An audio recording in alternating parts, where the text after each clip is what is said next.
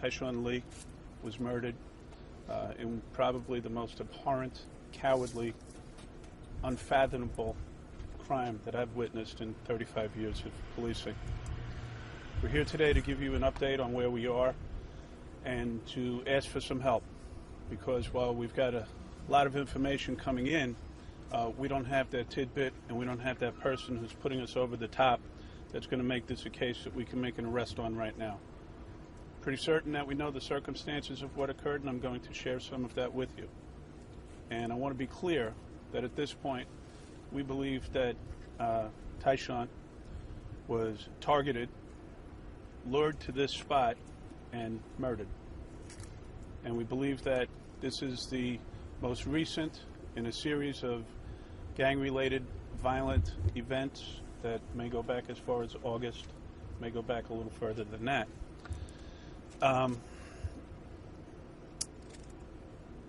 We've got a lot of information, like I said, coming in, but we need some help from the community.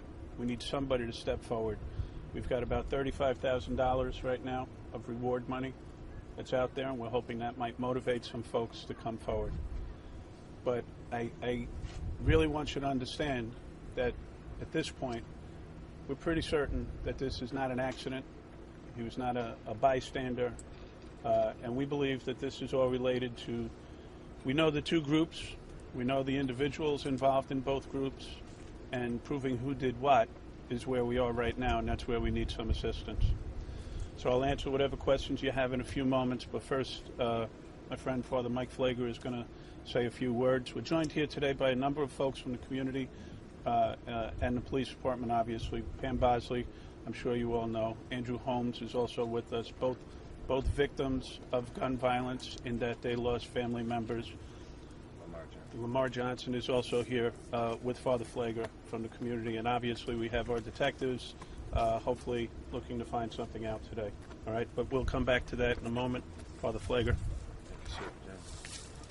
Thank you, Superintendent.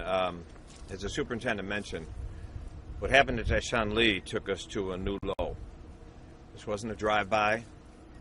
This was not a spray of bullets. A baby was executed.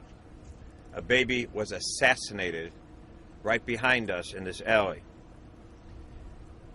This has grieved hearts and touched hearts across America, as it should. But it's got to do more than touch us, because we have gone to a new low that's removed what used to be some codes, some barriers, some lines that used to be drawn in the community, some things in the city that was not acceptable. It's given an okay to cowards.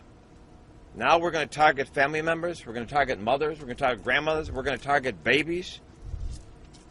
There's an execution of a baby took place on our watch in the city of Chicago. We must now put the code back. We've got to draw the line back. We've got to put the barriers back, saying this here is not going to be tolerated. It's not going to be tolerated in the city of Chicago as long as we're still citizens in the Chicago. We're needing people to turn in this coward. As the superintendent mentioned, I've gotten a lot of calls, and the police have gotten a lot of calls. A lot of information has come in from the community, and we're grateful for that. But we need someone to take the next step. We need now someone to come forward now and say, you know what, my conscience will not allow me to be quiet while a baby was executed in this city. Take the next step. There's a $35,000 reward, as I mentioned now, that is already out there. I've received a whole bunch of calls from people across the country who are saying, how can we help, or how can we be involved in the reward fund? We set up today a GoFundMe account for this award, for this reward. You'll get information. We'll be emailed that to all the media immediately after this. But today I just want to say, whatever it takes, and people say, well, why do we need a reward? Whatever it takes to motivate somebody to say, this is not going to be allowed, please do it. Finally, I just want to speak to the conscience of anyone who's listening. For God's sake, for your sake, for Tyshawn's sake, don't just shake your head and say this was terrible. Come forward. Call the police. Call us at St. Sabina. Do something. Too much time has already passed while this executioner, this murderer, this assassin is still free. Too much time has passed. please, please turn in the person now. Let's get him off the street.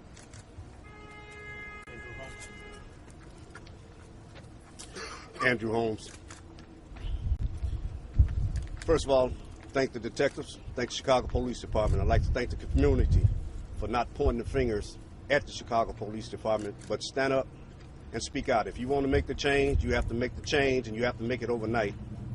These individuals, these perpetrators, should have been in custody the night this happened. But we need more information.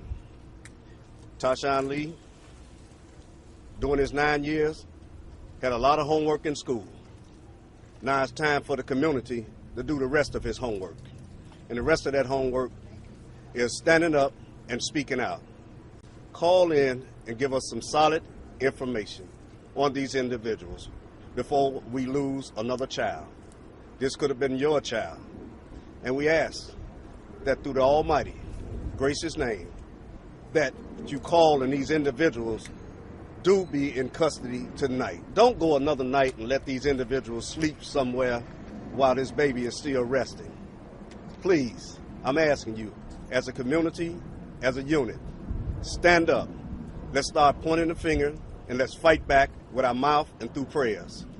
Any way you have to get this information to the Chicago Police Department or to St. Sabina, or you can use my national 1-800 number, 1-800-883-5587. Fight back, please, but fight back peaceful and call the Chicago Police Department and give them the information that they need to make this arrest. I believe that they were not stray bullets, that some folks, based upon geography and perhaps a relationship with somebody else, has been targeted for violence. Has there been any retaliation? The code of silence is extending to Tyshawn Lee's father. Why else wouldn't he come forward and cooperate? You're going to have to. You're going to have to ask him, quite frankly. You know, I don't even know what to say about that. I've seen this before. We've seen it, right? We could go back to the West Side on the 4th of July, can't we? We saw it then. We're seeing it again today. Children getting murdered because of somebody else's involvement in criminal activity. I mean, what do you think about that? Go ask him. Superintendent, my question kind of speaks to that. Go ahead. I'm going to make one comment on the fear level that was just spoken about, is that I understand that that's very real. But there comes a point when your fear is either going to paralyze you or your fear is going to motivate you. We got to get to the point where our conscience overrides our emotions. And I just want to say, this is not St. Sabina now, this is Mike Flagler. If some person comes forward and gives the information to make this arrest, and they say, well, they're afraid, I will personally help them relocate to another city out of my pocket. If that will help them, if they know that they can move someplace, they can get help, so I'll do whatever it needs to do, because this is not acceptable. All right, guys, thank you. One last question, please, sir. Go ahead, Pat. You talk about, you know that these are two gangs going at it. In the bigger picture, is there a way to go after them in terms of, like, you know, a RICO thing? Or? Yeah, we do that. Look, we do a lot of things that absolutely works with gangs. We see it time and again. I mean, I've talked to you all about our crime strategy for 4+ years now. We have probably one of the most comprehensive, complicated crime strategies that focuses on the people, places, and things that cause crime. But at the end of the day, we have a criminal justice system that is not supporting that. You hear me talk about it all the time. If those guns aren't here, if these kids are throwing rocks at each other, we're in another place, aren't we? That's right. But that's not the case. These are bullets that are flying. And you know what? It doesn't take a big man to hold a gun versus use their hands or something along those lines. It's cowardly. And that's what we're dealing with. We're dealing with cowards. And it's I don't even have words for this, quite frankly. Thanks.